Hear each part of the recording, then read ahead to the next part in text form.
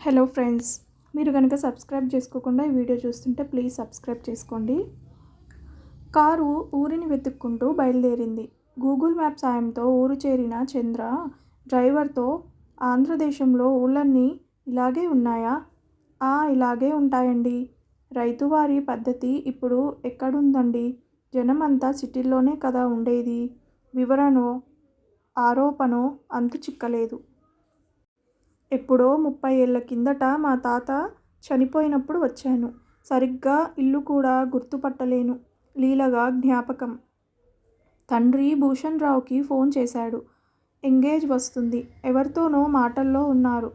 ఈలోపు ఊరంతా తిరిగి చూద్దాం. గుడి ఉంటుంది మా ఇంటి దగ్గర్లో సూచన ఇచ్చాడు.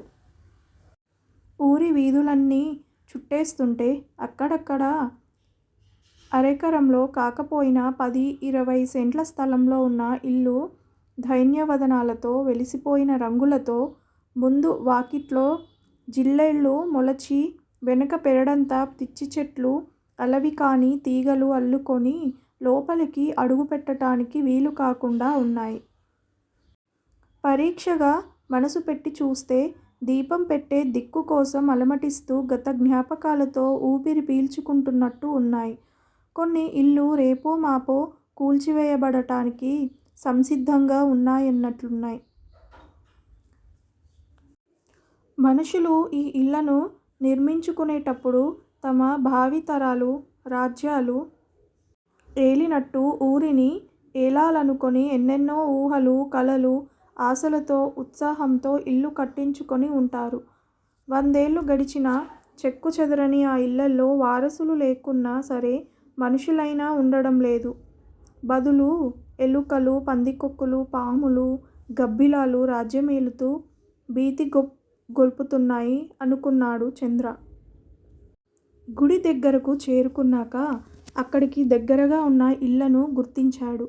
వీధి దర్వాజాకి అటూ నిటూ గోడపై నిలిపిన ఎద్దుల బొమ్మలు, టీవీగా కనపడుతున్న పాకుడు బట్టి నల్లబడిపోయి, కళ కోల్పోయి, పెచ్చులూడిపోయి గత వైభవ చిహ్నాలుగా మిగిలి ఉన్నాయి. దర్వాజా పక్కన నల్లటి రాతి పలకపై తాత పేరు లంకా రామచంద్రయ్య. ఆయన పేరే తన పేరు కూడా. తరాలు మారుతూ నాగరికత అద్దుకుంటూ తనదాకా ప్రయాణించింది. దర్వాజా తలుపులు మూసి తాళం వేసి ఉంది. పగలగొట్టడానికి కూడా సాధ్యపడని ఇత్తడి తాళమది.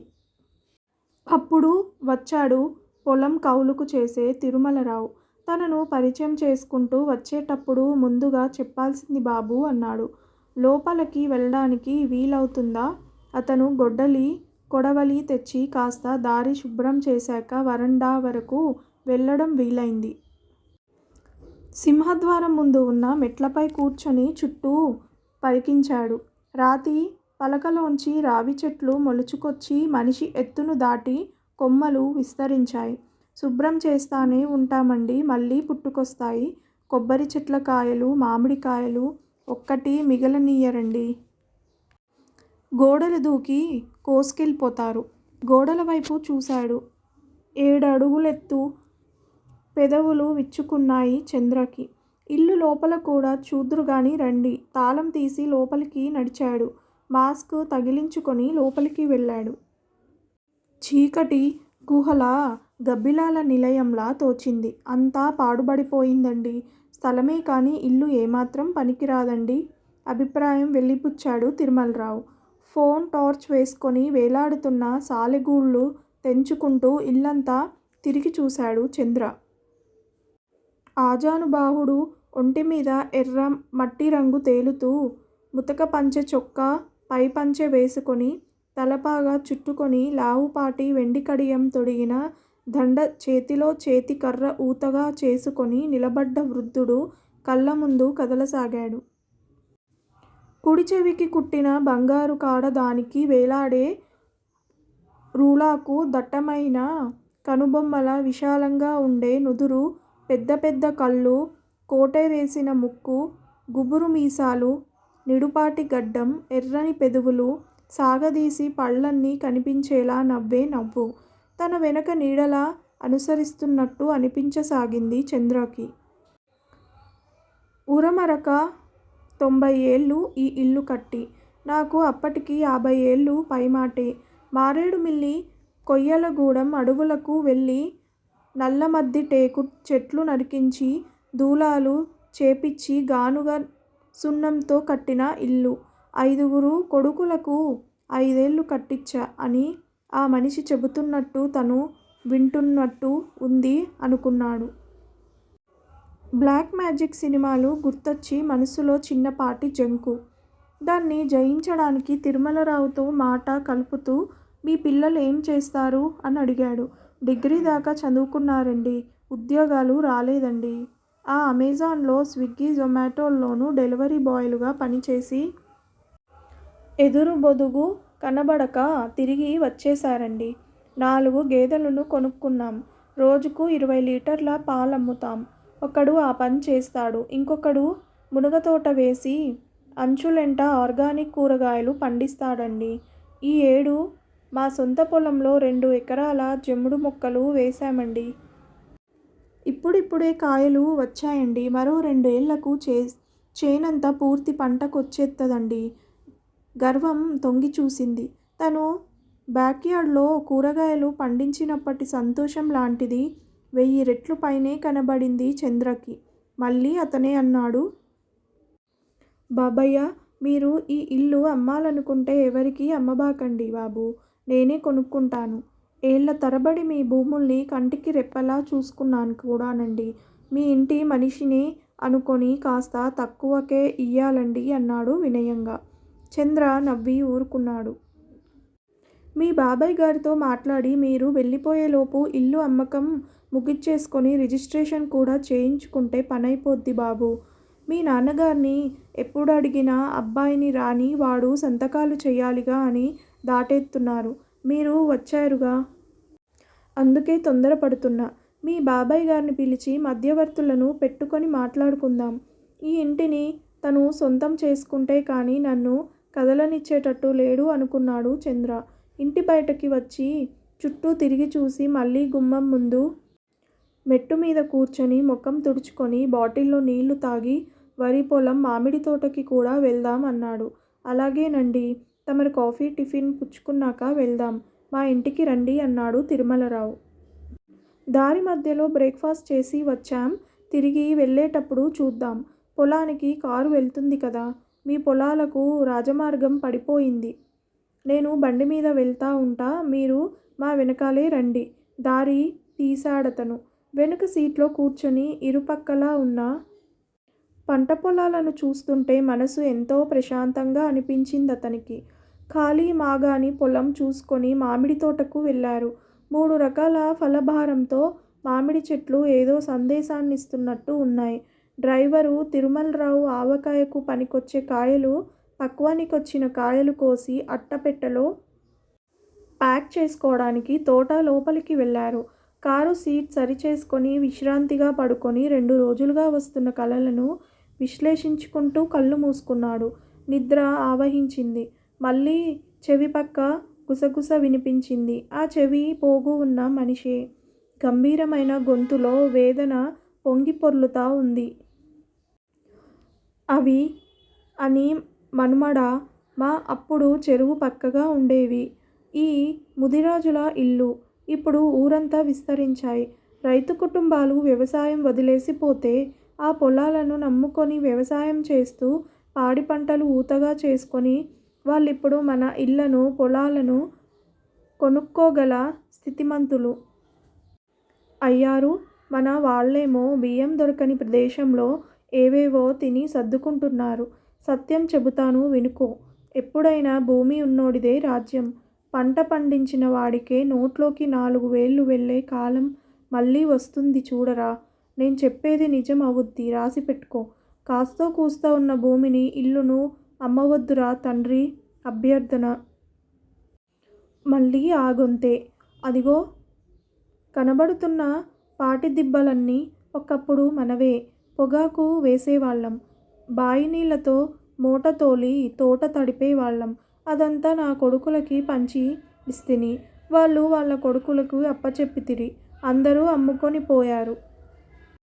నా మనుమడి కూతురు, అదే మీ పెద్ద తాత కూతురు. చ చర్చికి రాసి ఇచ్చింది ఆ స్థలం. ఆ పక్కనే మీ తాతకిచ్చిన స్థలంలో దేవుడి బండలుండేవి. వినాయకుడు, సుబ్రహ్మణ్యస్వామి, అమ్మవారు, అయ్యవారు అంతా ఉండిరి. వారికి కప్పు లేకుండే. ఎన్ని తరాలుగా అట్లా ఉండిదో నాకు తెలియదు. పట్టించుకునే నాథుడు లేకపోతే గుడి ఏంటి, ఇల్లేంటి అన్నీ శిథిలమే. ఆ శిథిల శిల్పాలు ఎక్కడెక్కడ వాళ్ళో ఎవరెవరో వచ్చి ఎత్తుకుపోయే. ఇప్పుడు ఆ భూమి లేకపోయే. ఒకప్పుడు బొడ్రాయి మన ఇంటి వెనుక ఉండేది. ఇప్పుడు దక్షిణపు పక్క ఊరంతా కాలగర్భంలో కలిసిపోయే. నేను పోతిని, నా కొడుకులు పోతిరి, వాళ్ళ కొడుకులు మూడొంతులు పోతిరి.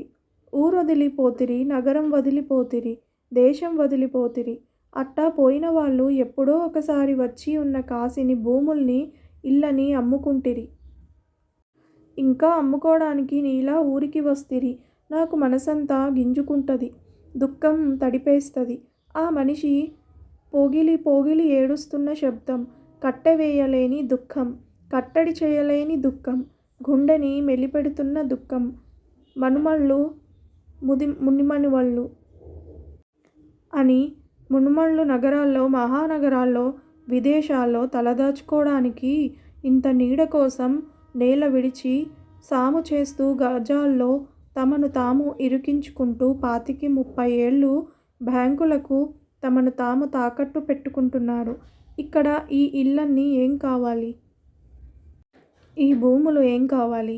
నేను పంచపాండవుల్లాంటి నా కొడుకులు ముప్పొత్తుల రెక్కలు ముక్కలు చేసుకొని అరక దున్ని ఆరుగాలం కళ్ళలో ఒత్తులేసుకొని పంట పండించి కొండపల్లి నవాబులకు సగం పైగా శిస్తులు కట్టితిమి. మిగిలినయే పొతింగా సర్దుకుంటూ పాలమ్మి, పెరుగమ్మి, నెయ్యి అమ్మి, పిడకలమ్మి, గంజి తాగి కానీ కూడపెట్టి దివాణం వాళ్ళదో, అగ్రహారం వాళ్ళదో భూముల్ని కొని సాగు చేస్తిమి. కష్టపడి 150 ఎకరాలు చేస్తిమి. 4 అక్షరాలు చదువుకొని వచ్చి మీ ఎకరాలు మీరు సాగు చేసుకోమంటిమి. చదువు చంకనేసుకొని మనవళ్ళు ఊరు దాటెళ్ళి వాళ్ళ పిల్లల చదువుల కోసమని, వ్యాపారం కోసమని భూములను అవగ్గా అమ్ముకుంటున్నారు. ఇక్కడ పండించేవాడు లేక భూమాత పిక్కటిల్లుతుంది. అవగ్గా ఈ భూములన్నీ అమ్ముకొని పోయి ఒక 5-6 సెంట్లలో ఇల్లు కొంటావు. ఈ మట్టిని అమ్ముకొని పోయి అక్కడ మట్టిని మనసారా హత్తుకోగలవా? నీకో సంగతి తెలుసా? మట్టికి మనిషికి ఏగతేడని బంధం. మునిమనుమడి కొడుకా, నీ పూర్వీకులెవరని నీ బిడ్డలు అడిగితే నువ్వు తడుముకోకుండా సమాధానం చెప్పగలవా? నేను కూడా 3వ తరగతి చదివానులే. అప్పుడప్పుడు దొరలతో కూడి షికారుకి పోయేవాణ్ణి. మైలారం నాటక సమాజంలో నాటకాలు ఏసినాం, చూసినాను. ఇంగ్లీషు రవ్వంత తెలుసు నాకు. మనిషి అంటే వాటెబౌట్ అంటే నీకెన్ని భాషలు వచ్చు, ఎన్ని డిగ్రీలు చదివినావు, ఎన్ని కోర్సుల్లో ప్రావీణ్యం సంపాదించావు అన్నదే కాదు. నువ్వు పట్టిన దేశం, నువ్వు ఆడిపాడిన నేల, నీ పూర్వీకులు ఎవరు, వారి వృత్తి ఏమిటి, మీ ఆచారాలేమిటి అన్నవి కూడా. మనిషి అంటే 7 తరాల సంస్కృతి. అది నీ రక్తంలో ప్రవహిస్తూ ఉండాలి. తిండికి గడవకపోతే వలసలు పోవాలి. మితిమీరిన కోర్కెలతో పోయి అవస్థలు పడకూడదు. ఆడ చాలా మందికి నీడలేదు, చేయడానికి నౌకరీ లేదు అంట. ఆ అరకొర బతుకులు మీకెందుకు నాయనా? ఆన్లైన్ చదువులు, ఆన్లైన్ ఉద్యోగాలు, ఒళ్ళొరగని పనులు, రకరకాల పైత్యవాత రోగాలు, ఇతర దేశాల నుండి కొనుక్కొచ్చిన దినుసులు, ధాన్యాలు, ఫ్యాక్టరీ పాలు కొనుక్కొని తింటూ తాగుతూ మీరంతా ఆ శీతల దేశంలో ఏం సంతోషంగా ఉండినారు చెప్పు? నువ్వు నీ బిడ్డల్ని తీసుకొని ఊరికి వచ్చేయ్రా అయ్యా. ఇక్కడ 3 కాలాలు, 6 ఋతువుల గొడుగులో ఉండటానికి ఇల్లు, దున్నుకోవడానికి నేల, తాగడానికి స్వచ్ఛమైన నీరు, నీ బిడ్డలకు చదువుకోవడానికి బడి, గుడి అన్నీ ఉన్నాయి. పరాయి చోట అస్థిమితంగా బతికే బతుకు నీకెందుకురా అయ్యా? మనం కడుపుకి ఒక ముద్ద తింటున్నందుకు మట్టికి దాస్యం చేయాలి. మట్టికి మనిషికి అదే విడదీయరాని బంధం. అని మనుమడా, నా బంగారు తండ్రి, నువ్వు నీ మూలాల్లో సర్దుకొని చల్లంగా ఉండరా. ఈ భూముల్లో పంట పండించుకొని తృప్తిగా తినండి. తరాలు తరాలు చల్లగా ఉండండి. నువ్వు తిరిగి రాకపోతే నా ఆత్మ క్షోభిస్తూనే ఉంటుంది. అది గుర్తుంచుకో. నే పోతాన్నా బిడ్డా, పోతున్నా. వీపుపై కొరడా జలిపించినట్లై ఉలిక్కిపడి మేలుకున్నాడు చంద్ర. టైం చూసుకున్నాడు. 1:30 పైనే అయింది. తను విశ్రమించి. కలగన్నట్టు లేదు. ఎవరో తన పక్కనే కూర్చొని మాట్లాడిపోయినట్లుంది. వాటర్ బాటిల్ తీసి సగం పైనే గటగటా తాగేశాడు. కర్చీఫ్ తీసి ముఖం తుడుచుకున్నాడు. తిరుమలరావు డ్రైవరు మామిడికాయల బాక్సులో డిక్కీలో నింపుతున్నారు. మండించే ఎండ బదులు ఆకాశమంతా నల్ల మేఘాలు ఒకదానితో ఒకటి అలుముకుంటున్నాయి. చిక్కుముడులు వేసుకొని విడదీసుకోవడం కుదరదన్నట్లు మెరుస్తూ ఉరుముతూ కాసేపు కుండపోత కురిసి బరువును తగ్గించుకొని అంతలోనే తేలిపోయాయి. చంద్ర మనసులో రూపుదిద్దుకున్న ఆలోచనల మేఘాలు మాత్రం ఇంకా బరువెక్కి ఉన్నాయి. తిరుమలరావు ఇంటి దగ్గర ఆగి టీ తాగి హైదరాబాదుకు తిరిగి ప్రయాణమైనారు. మధ్యలో విజయవాడకు వెళ్ళి ఇల్లు బేరం కుదర్చమని గుర్తు చేశాడు తిరుమలరావు. బాబాయ్ ఇంటికి వెళ్ళాడు. ఆత్మీయతలు పంచుకొని అతిథి మర్యాదలయ్యాక ఇల్లు అమ్మాలనుకున్న సంగతిని బాబాయ్ తనే ప్రతిపాదించాడు. మీ నాన్న వ్యాపారాలు చేసి సంపాదించాడు. నాకేం ఉంది? పెన్షన్ మీద బతుకుతున్నాను. ఆడపిల్లలకు భారీగా పెళ్ళిళ్ళు చేసి అంతా అమ్ముకుంటుమి. రోగానికి రోస్టికి డబ్బు కావాలిగా, వెంటనే అమ్మేద్దాం అన్నాడు. అలాగే బాబాయ్, నాన్నను తీసుకొని వచ్చే వారంలో మళ్ళీ వస్తాను అన్నాడు చంద్ర. ఇంటికి చేరాక భూషణ్ రావుకి చెబితే, ఇప్పుడెందుకురా అమ్మడం? ఆంధ్రాకు ఔటర్ రింగ్ రోడ్డు వచ్చిందిగా, దానికి లోపల్నే ఉంది మన ఊరు. ఇప్పుడొద్దులే అన్నాడు ఆయన. మంచి రేటేదో ఇప్పుడే వస్తుంది. నా ఫ్రెండ్ రియల్ ఎస్టేట్ బిజినెస్ చేస్తుండే. వాడికి అప్పచెబుదాం. మీ అన్నదమ్ములిద్దరూ కలిపి మాట్లాడుకోండి అని పురమాయించాడు. ఆ రాత్రి చంద్ర భార్య లతతో మాట్లాడుతూ పల్లె విశేషాలు చెప్పసాగాడు. అతని మాటల్లో సంతోషాన్ని గ్రహించింది. ఆలోచనల లోతును పసిగట్టింది. రిటర్న్ వచ్చేద్దామనుకుంటున్నా. నువ్వేమంటావు లత? అడిగాడు. ఇక్కడ మాత్రం ఏముంది లేదు. స్వేచ్ఛగా బతుకుదామనుకొని వచ్చి ఏడాదిలో సగం రోజులు అడుగు బయటకు వేయకుండా 4 గోడలకు బందీ అయిన వాళ్ళందరినీ వదిలేసుకొని ఇక్కడ బానిస బతుకుతున్నాం. ఎప్పుడు ఊడిపోద్దో తెలియని ఉద్యోగం, విపరీతమైన వర్క్ లోడ్. జూబ్లీహిల్స్లో పుట్టి పెరిగిన కోటీశ్వరుడి కూతుర్ని అన్న మాటే కానీ ఇక్కడ గొడ్డు చాకిరీతో చచ్చిపోతున్నా. Routine life. వెనక్కి వెళ్ళిపోదాం అనిపిస్తుంది నాకు కూడా అంది విసుగ్గా. నిజం కదా లత? వచ్చిన జీతమంతా ఇంటి కోసం, కారు కోసం తీసుకున్న అప్పులు కట్టడానికి, మెడికల్ ఇన్సూరెన్స్, క్రెడిట్ కార్డులకు సరిపోయే. 5 రోజులు పని, 2 రోజులు ఇంటికి కావలసినవి తెచ్చుకోవడంతో సరిపోద్ది. అదీకాక ఎప్పుడు ఎక్కడ గన్ పేలినా చప్పుడు వినబడుద్దేమోనన్న భయం. పక్కనున్న వాడిని నమ్మలేని భయం.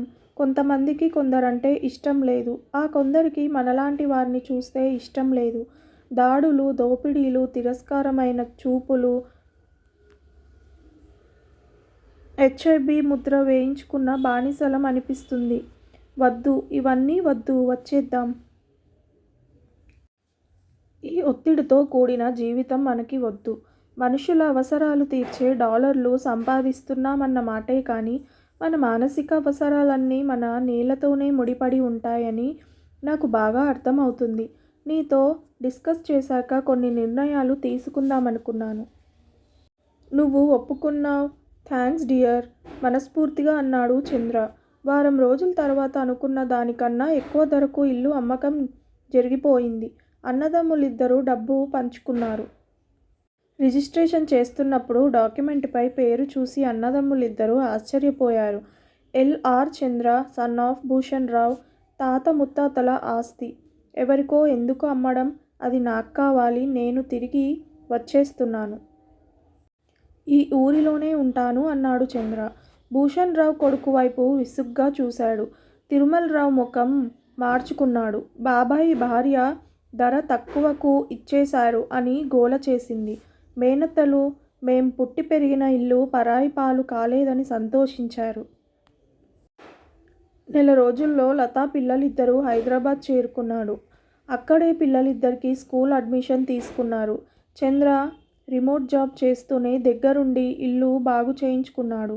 ప్రతిరోజు గుడికి వెళ్ళి ఇలవేల్పు పట్టాభిషక్తి రామచంద్రుణ్ణి దర్శించుకొని ఆధునిక వ్యవసాయం చేసుకునేందుకు శక్తినిమ్మని కోరుకున్నాడు. లత ఆర్గానిక్ వ్యవసాయం చేయడానికి ఉవ్విళ్ళూరుతుంది. వివరాలు సేకరిస్తుంది. తనకు కలలో కనబడిన పెద్ద మనిషి చిత్రాన్ని గీయించుకొని ఫ్రేమ్ చేయించుకొని వచ్చాడు చంద్ర. వెలుగులు విరజిమ్మే ఇంట్లో హాల్లో ఆ చిత్రపటాన్ని పెట్టించాడు. జీవకళ ఉట్టిపడుతూ ఉన్న ఆ చిత్రపటాన్ని చూసి ఎవరు డాడీ ఈయన అని అడిగాడు చంద్ర కొడుకు. మా తాత ఆయన. నేను 5వ తరం వాడిని. నువ్వు 6వ తరం.